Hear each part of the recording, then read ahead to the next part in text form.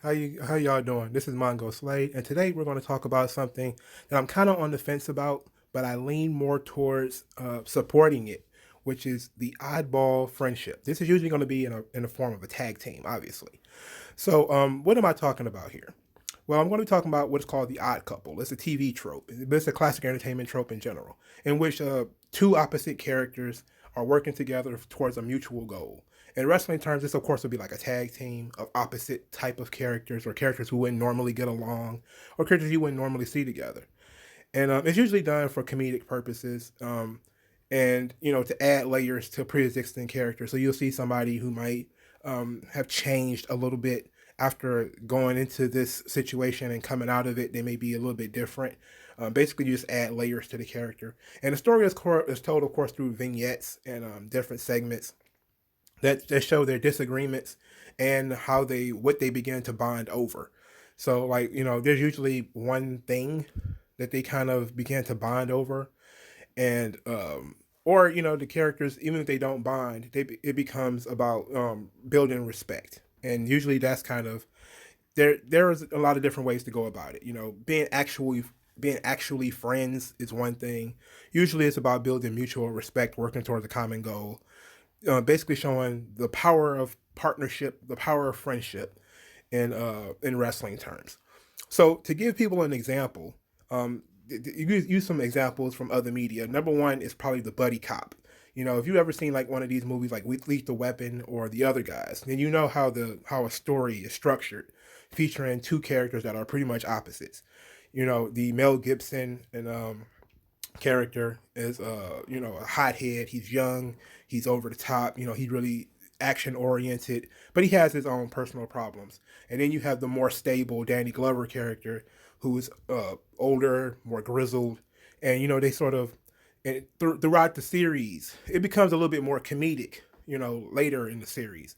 But in the first movie is actually shown to be pretty sort of serious. There's some comedy there, but it's not as much comedy as it would be in the later Lethal Weapon series. And the other guys, it's 100% comedy, where you've got the action, over the top Mark Wahlberg, and the more subdued, works in the office Will Ferrell type characters. I love both of these movies, by the way, but these are classic examples of the odd couple that you may see in media. So let's give some wrestling examples. Probably the number one example is the Rock and Sock connection, where you have the Rock, who is smooth, well dressed, really good at, being charismatic. He is everything that the WWE wants. He's a star. And then you have Mick Foley. He's fat, he's dumpy, he's comedic, he's a little bit of a nerd. He's not as cool, as The Rock. He tells dad jokes and stuff like that. The Rock is more hip, but they kind of work together, in a way where it's not. The Rock doesn't want to work together with him, obviously, but this produced a lot of entertaining material. And the reason why the Rock and Sock connection worked is because of the charisma and the chemistry between the two guys. Mick Foley can do pretty much anything with anybody. He had already done something like this before with Mikey Whipwreck in ECW. I'm not sure if I talked about that in here or not, because I made the slides and then forgot what's on the slides.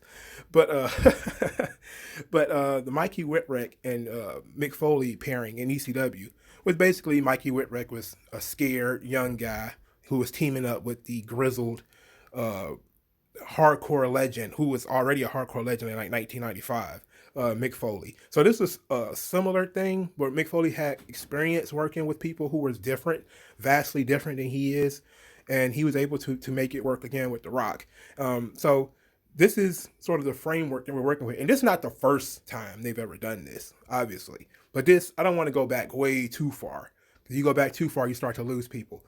So this is a good place to start, I think, with the number one buddy cop sort of scenario that you might think of would be the Rock and Sock connection. On the other end is you have Head Cheese, where you have Al Snow and Steve Blackman, where you have the very serious martial artist Steve Blackman and the comedic jobber Al Snow, and they are not. I'm not really big a fan of Head Cheese. Okay, like I don't really like the whole Head Cheese thing, but I thought it was silly when it was taking place, and that's really kind of what it is. You see, Steve Blackman kicking a guy walking around dressed as a block of cheese. This was basically Al Snow showing that he can actually do the same thing Mick Foley does, which is take a guy who kind of has some potential as a performer in Steve Blackman and trying to add personality to him. Obviously, Steve Blackman is a black hole of personality, so anything that you dump in there just falls endlessly, and it never actually fills up. But this is a good example for people to show people what an oddball coupling would really be. And people actually remember head cheese for some reason. I have no idea why people remember head cheese, but they do. So Booker T and Goldust is one of people's favorites. Booker T and Goldust is a favorite. You have Goldust, who has been through a lot of incarnations up to this point. But at this point, he's doing the stuttering gimmick, and he's actually falling more into being comedic. And Booker T he's a serious performer. He's the straight man of the group. He's the please tell me you didn't say that. But he's getting pulled into the Goldust web of comedy where he's doing Star Wars stuff, and he's wearing crazy wigs, and he's being silly. He's showing that Booker T can have fun and have personality and still be serious. That's a part of the whole thing here. Is usually you have to show that you can still be serious while still doing something that is basically in the form of comedy. Kurt Angle and Chris Benoit is one of my favorite ones. Now, the reason why this one was so good is because it really didn't involve that much comedy, where it was basically two guys who were competing with each other. They thought each other equals, but at the same time, they wanted to be better than the other. So you had Kurt Angle is usually the comedic one of the team. He's also the more legitimate one of the team. Being the Olympic gold medalist. But Chris Benoit is like, I'm just as good as you are. And you can see how the tension between the two of them. And Kurt Angle will often try to cut the tension. Like, best friends don't shake hands. Best friends hug. And it's so silly that you actually start seeing like it works together in a way where Benoit kind of rejects this whole ordeal, but Angle is so lovable and so silly at this point that it actually begins to work. And this was, when they started seeing, like, during this era is when you started seeing a lot of oddball tag teams. So they were breaking up actual tag teams. Like, they broke up the Dudley Boys, and I think they had broke up the Hardy Boys too. So you had started seeing more of these oddball tag teams in the what you would call the Ruthless Aggression era. And then you have a famous one, which is Team Hell No. Now, this was a launching pad for Daniel Bryan. And without Team Hell No, you probably don't get Daniel Bryan main eventing WrestleMania, winning world titles, etc. Because this actually added so many different layers of personality to Daniel Bryan and his character. They had tried to do something like this with Daniel Bryan before, where they had them teaming with the Bella Twins. Usually when they have a super serious character or a person that they're not sure about their personality, they give them a lot of these oddball pairings, a lot of these oddball style things. And Daniel Bryan was one of them. And I think if this had failed, it probably wouldn't still be around today. But Team Hell No worked out fabulously. It ended up being a monster success as far as, two characters. Daniel Bryan is this very small, very angry, little man who's shouting no at everybody all the time. And Kane is he's naturally angry. Like, Kane's character is built around his anger, to some degree, this situation kind of killed Kane a little bit. Like, if Kane wasn't already dead to you before 2011, 2012, which for some people he already was dead to you, the Team Hell No thing kind of killed it. Because this is where Kane started really doing a lot of comedy. Like, he had already been doing a little bit of comedy before here. He had did some comedy with X-Pac. He had done some comedy with Santino Marella. I actually think he actually did the trombone thing with Santino Marella already. Yeah, I'm pretty sure he did that already. But this was sort of Kane coming full circle, where he was obviously, well, not full circle, but a complete 180 from what he usually is, which is big red monster, big red machine. Now he's the big red homeboy, so he's Daniel Bryan's friend. And this actually gave Daniel Bryan a launching pad because I believe right after Team Hell No is when he started his big main event run against John Cena and Randy Orton, etc. So you can see that, usually from these teams, you get one, if it's successful, of course, you'll be get one star. Usually, just like they do tag teams, when they eventually break this team up, you'll get one big star, and then you'll get the other one kind of going in a different direction. Maybe they won't fall too far below, but they'll start going in another direction. So Rhino and Heath Slater is another famous one. You know, you have Rhino, who for years only had one dimension to his entire character. Rhino was just this thick, muscular guy.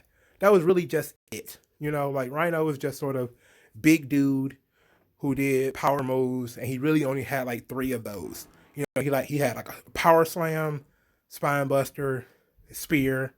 That was kind of it. And then you really can't do much with that because guy really wasn't that great at cutting promos. They weren't really sure how to present Rhino. They weren't really sure what to do with him, but they knew that he had something with him as far as his physicality was concerned. So what they did was they teamed him up with Heath Slater. Now Heath Slater is comedic gold. Just about everything that he does is wonderful and it's funny. Because this is a guy who got over the one man band gimmick. This is the guy who gets over pretty much everything that he's involved with. This was so popular, they're still doing it in Impact right now. So if people who are not watching Impact Wrestling, you're not watching, you don't know what's going on Impact. Of course, Heath Slater was released along with a lot of other people during the April pandemic cuts. And for the last several months, since I want to say June, maybe since July or August, Heath Slater has been trying to get a job at Impact. So he's been doing this campaign called Heath for Impact. And the storyline is that Rhino, who left WWE on his own and went to Impact, he was sort of floundering, not doing anything.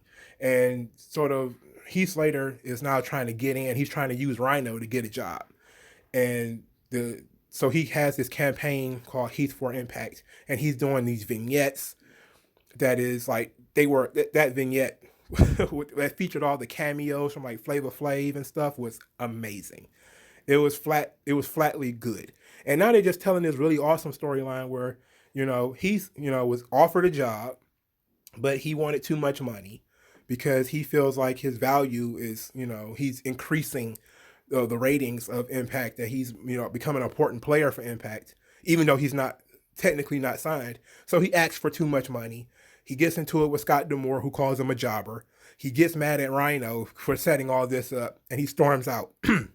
But then Rhino comes back later, the next week, and says, "Hey, we're going to give you this opportunity. You're going to be in the Bound for Glory, call your shot gauntlet, and if you or me win, then you get a job at Impact." And so that alone is cool. And then you find out later that Rhino actually put his job on the line. So if Rhino nor Heath Slater win, then they both have to leave Impact. But if either one of them win, then Heath Slater gets a job. So this is such a powerful pairing that they pulled it to another promotion. Like it was really quite good. So the Mixed Match Challenge, the WWE Mixed Match Challenge, they did in 2020, 2018 and 2019. It basically created a lot of oddball pairings. And it was created specifically for Facebook, when it was a pairing of male and female stars. And, it added, of course, as these things tend to do, they added a lot of layers of personality. So as we go through some of these, you'll probably see what I mean, because I'll be there to explain it, obviously. So Alexa Bliss and Braun Strowman. So what you had with Braun Strowman is you had typically this big, he didn't have much of a personality, get these hands, and, I'm not finished with you, kind of, bad guy. And, Alexa Bliss sort of added some personality to him, with him being sort of her bodyguard, or, and that kind of thing. It really added some layers to the Braun Strowman character. They actually humanized him a little bit. And they humanized him to such a degree that I think that this is when he started doing a little too much comedy, like when he did the Big Elf thing. He became pretty much the Big Show after this, and that's of course unfortunate because we need fewer big shows, more big guys to just be big guys that go out there and hurt people. But this ended up being, of course, excellent because both of their current storylines, well, Alexa Bliss's current storyline, I'm not so sure what Braun Strowman is doing, but are based on this. They're the whole swamp fight thing where Braun Strowman saw Alexa Bliss in the swamp hanging out with the Fiend.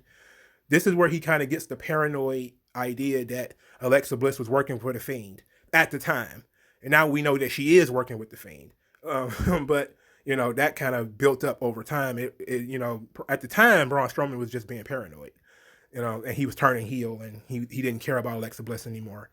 And then Alexa Bliss sort of became under the sway of the Fiend a little bit later on. So, but you can see that all of that kind of started right here, where you had later you had both characters sort of be impacted by being together in the mixed match challenge. And then Mandy Rose actually was launched. She really wasn't doing much of anything until they teamed her up with Goldust for the mixed match challenge, and then Goldust sort of made her a star.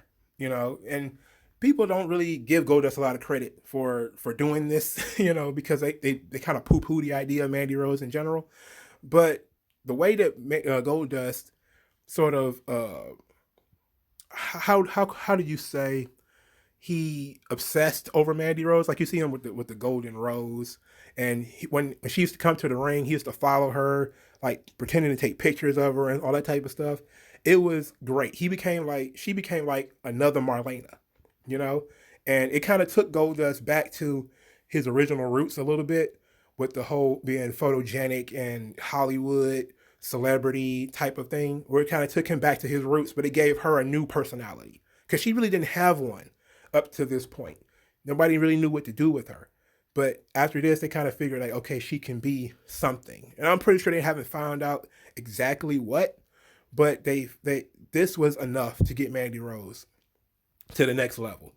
And, I'm pretty sure she owes Goldust a steak dinner. So one of my favorite ones was Asuka and The Miz. This is where you started seeing Asuka do comedy, because she was actually very serious up to this point.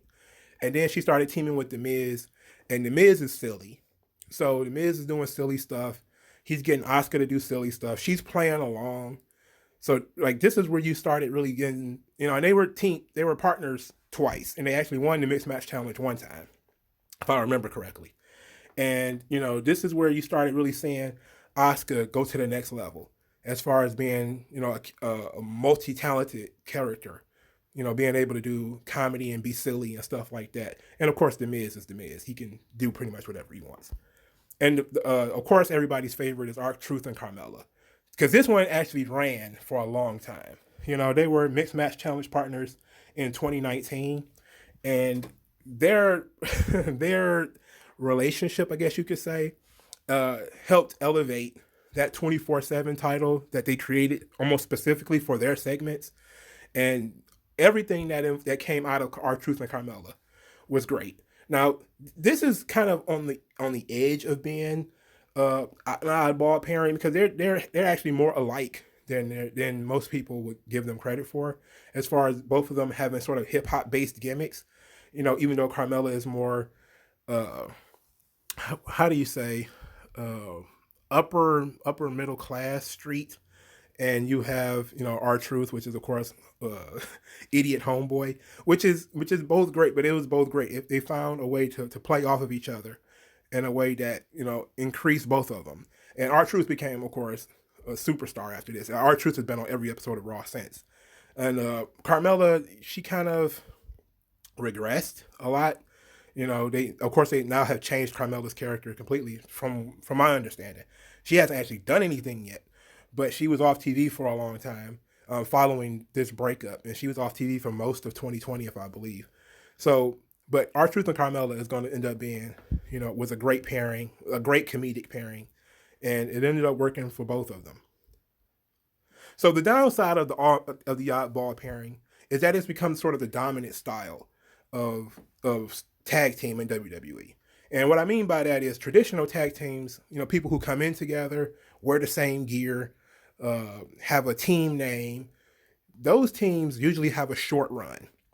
It's not, look at what they did with American Alpha. American Alpha was probably on SmackDown for like maybe a couple of months. And then they broke up American Alpha for no reason. there was no real reason to break them up. WWE has a thing about tag teams where they want to see which you can do by yourself, because that's where you can make the most money, theoretically. Not always the case, but theoretically they want to break you up, see where, where the money is with you.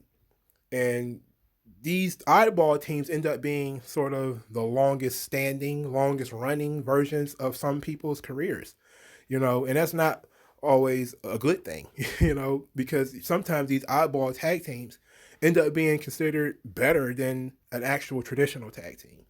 So if you're a traditional tag team wrestler, it might actually be better for you to be part of one of these oddball teams than being part of a traditional tag team.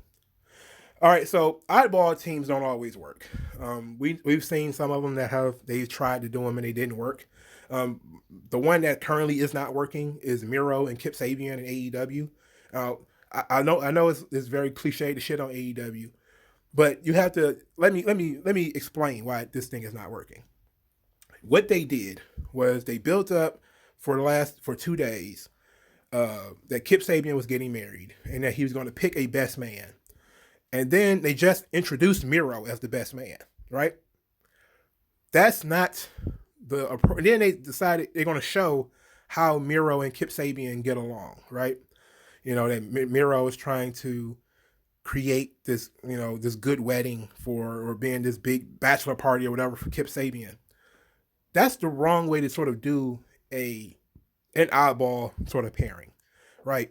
You had these two guys who, for the most part, to everyone else's knowledge, they had never met before. So why would he be Miro's best man?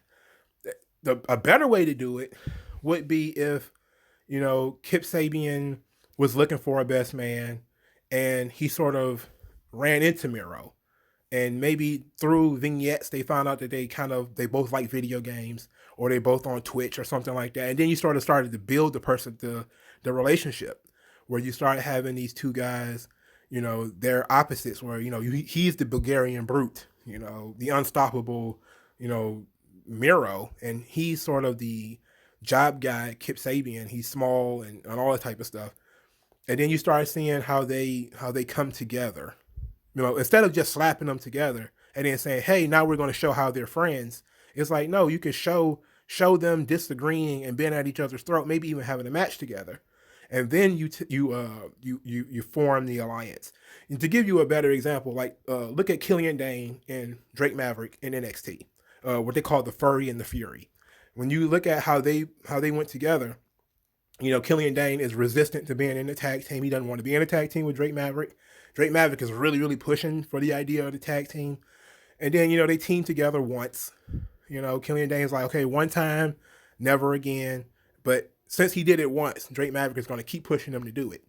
And he's coming up with all these type of crazy branding ideas, where he came up with the name The Furry and the Fury, and he got the theme music changed, and he's trying to create dances, and he's trying to make it fun, and he's trying to do all this stuff. Like, they're showing you that Killian Dane doesn't want to be a part of this, but there's still a part of him that doesn't want to see Drake Maverick get bullied either. So you start seeing how they're beginning to come together. They're not fully formed yet, but they're beginning to come together. And this is all based off talent and chemistry. Now, you just can't put two people together and then people are going to gravitate towards it. You have to put the right pieces in the right place. It's just like every other booking or matchmaking situation, where you have to see how characters can fit, and then you have to write the story around them. Like, it's hard to say, like, if some of these oddball pairings would have worked with just anybody, because they don't always just work with anybody, So this has been pretty cool. All right, so thank you guys for listening. Like this video, share the video, subscribe to my channel. Donate to the channel if you can. And thank you guys for listening. And I'll talk to you guys later.